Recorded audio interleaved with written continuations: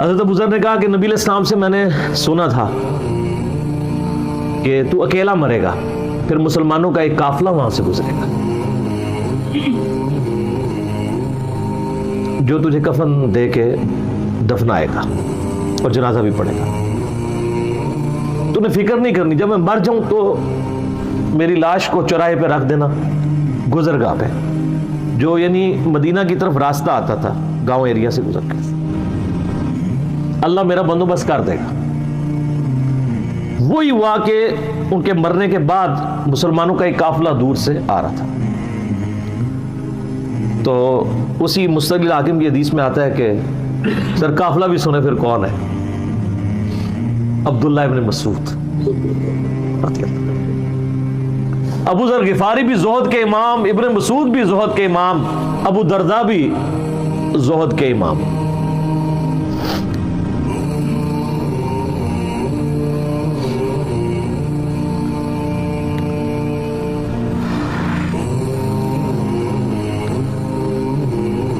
ابن مسعود رضی اللہ تعالیٰ عنہ جب وہاں پہ رکے، ان کو تو نہیں پتا تھا یہ کون ہے. تو انہوں نے کہا بی بی کیا وہ؟ ان کا میرا خامند مر گیا ہے. ان کا یہ کون ہے؟ تو انہوں نے کہا ابو ذر غفاری. عبداللہ ابن مسعود کی چیخ نکل گئی، چیخ ماری انہوں نے. ان کا واہ. اللہ کے نبی نے فرمایا تھا کہ ابو ذر اکیلا آ رہا ہے تبوک کے موقع پہ، دنیا سے بھی اکیلا جائے گا اور قیامت والے دن بھی اکیلا اٹھایا جائے گا. یعنی اب اسی سرزمین سے ہی اس نے اٹھنا ہے نا، ہر بندے نے اپنی قبر سے اٹھنا ہے. یعنی وہ مسلمانوں کے قبرستان میں بھی دفن نہیں. ایک یہ جو مزار کی رٹ لگائے پھرتے ہیں، میں ان سے پوچھتا ہوں تمہارے بابوں کی کیا اوقات ہے؟ ابو ذر غفاری کا مزار دکھاؤ کدھر ہے.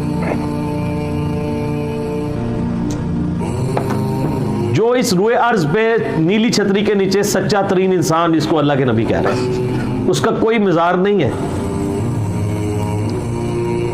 غریب المتنی میں مرا ہے، اس کی قبر بھی ایسی جگہ ہے جہاں مسلمانوں کے پاس قبریں بھی کوئی نہیں ہے.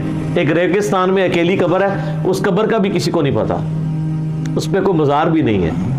اور قیامت دن بھی اکیلا اٹھایا جائے گا، یعنی قیامت تک وہاں پہ کوئی قبرستان بھی نہیں بنے گا. ظاہر نبی علیہ السلام کی یہ بھی خبر ہے. تو کیا وہ ناکام ہو گیا؟ اگر مزارات ہی دلیل ہے کامیابی کی. تو عبداللہ ابن مسعود رضی اللہ تعالیٰ نے ان کو غسل دیا، کفن دیا اور دفنا دیا. یہ پوری ڈیٹیلز آپ کو المستدل حاکم میں مل جائیں گی. تو ابو ذر غفاری ان چند شخصیات میں سے ہیں جن میں پوری امت کا اتفاق ہے ان کی نیکوکاری کے اوپر.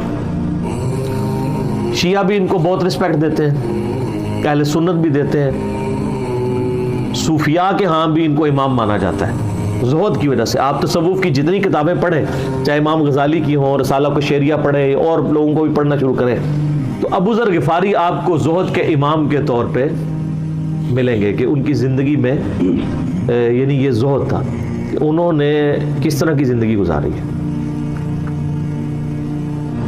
سر لوگ مجمع میں مرتے ہیں، ان کو یاد کوئی نہیں کرتا. اور ابو ذر غفاری کو آج بھی دنیا یاد کر رہی ہے، ہم بھی یاد کر رہے ہیں رضی اللہ تعالیٰ عنہ علیہ السلام.